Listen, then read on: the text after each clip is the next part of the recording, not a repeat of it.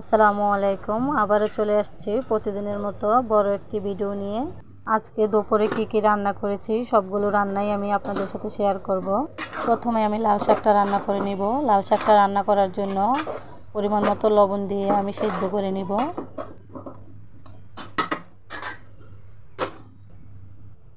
এখন আমার শাকগুলো সেদ্ধ হয়ে গেছে।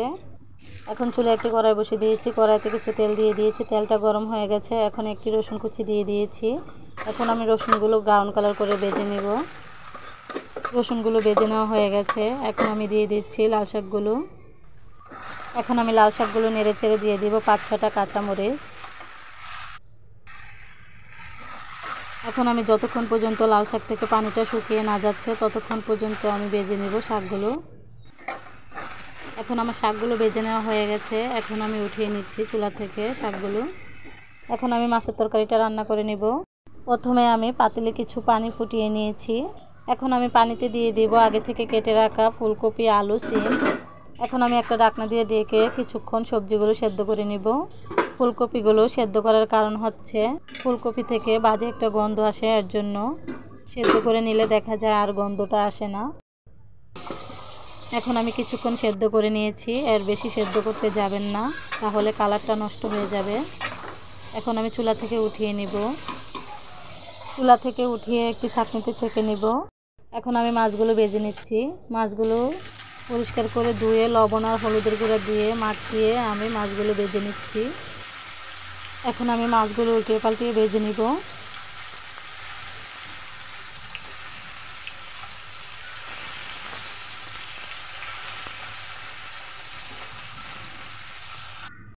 এখন আমার মাছগুলো ভেজে নেওয়া হয়ে গেছে। এখন আমি চুলা থেকে উঠিয়ে নিব মাছগুলো। এখন আমি চুলে একটি কড়াই বসিয়ে দিয়েছি। কড়াইতে কিছু তেল দিয়ে দিয়েছি। তেলটা গরম হয়ে গেছে। তারপরে দুটো পেঁয়াজ কুচি আমি ব্রাউন কালার করে ভেজে নিয়েছি। এখন আমি দিয়ে দিচ্ছি অল্প পরিমাণ পানি। এখন দিয়ে দিচ্ছি পরিমাণ মতো লবণ, হলুদের গুঁড়া, মরিচের গুঁড়া, ধনিয়ার গুঁড়া, আদা রসুন বাটা। এখন আমি সবগুলো উপকরণ নেড়ে চেড়ে কিছুক্ষণ কষিয়ে নিব। মশলাটা যত বেশি কষাবেন তত বেশি মজা হবে। এখন আমি মশলাগুলো ভালোভাবে কষিয়ে নিয়েছি। এখন দিয়ে দিচ্ছি আগে থেকে সিদ্ধ করা সবজিগুলো।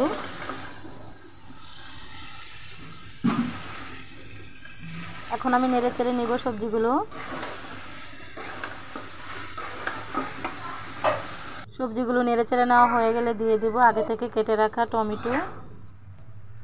এখন আমি নেড়ে চেড়ে কিছুক্ষণ কষিয়ে নিব সবজিগুলো।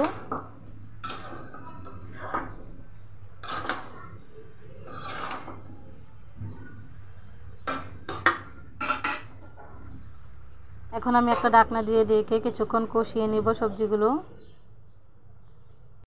ফিরে আসছি কিছুক্ষণ পর। এখন আমার সবজিগুলো কষানো হয়ে গেছে। এখন আমি পরিমাণ মতো ফুটানো পানি দিয়ে দিব।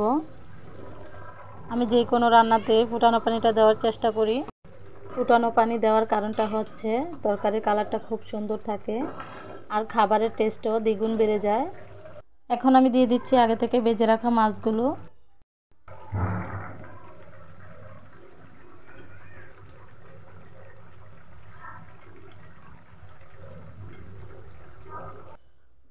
এখন আমি একটা ঢাকনা দিয়ে ঢেকে 5 মিনিট রান্না করে নেব।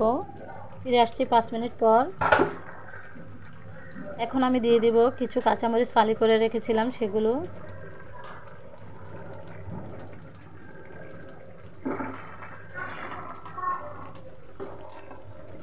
তারপর একটু নেড়ে চেড়ে দিচ্ছি।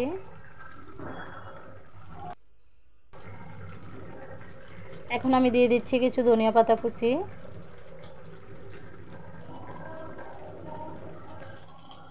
এখন আর বেশিক্ষণ রান্না করব না। এখন একটি ঢাকনা দিয়ে ঢেকে 2 মিনিটের মতো রান্না করে নিব।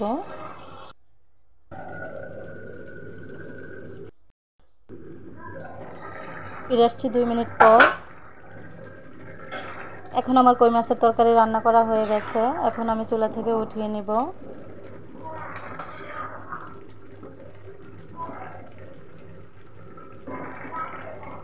এখন আমি চলে যাব শিং মাছের ঝোল রান্না করার জন্য। শিং মাছের ঝোলটা রান্না করার জন্য একটি পেঁয়াজ কুচি, সাথে একটি টমেটো কেটে দিয়েছি আর 3টি কাঁচামরিচ দিয়ে দিয়েছি।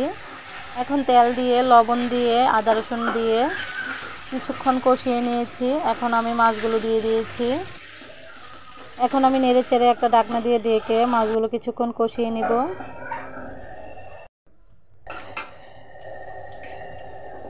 ফিরে আসছি কিছুক্ষণ পর। এখন আমার মাছগুলো কষানো হয়ে গেছে। এখন আমি একটু নেড়ে চেড়ে নেব। নেড়ে চেড়ে নেওয়া হয়ে গেলে দিয়ে দিব পরিমাণ মতো পানি।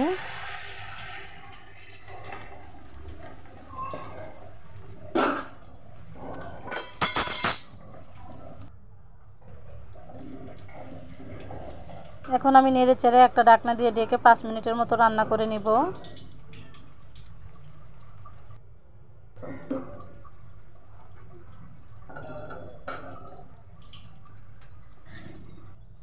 ফিরে আসছি 5 মিনিট পর। এখন আমি নেড়ে চেড়ে দিয়ে দিব কিছু ধনিয়া পাতা কুচি।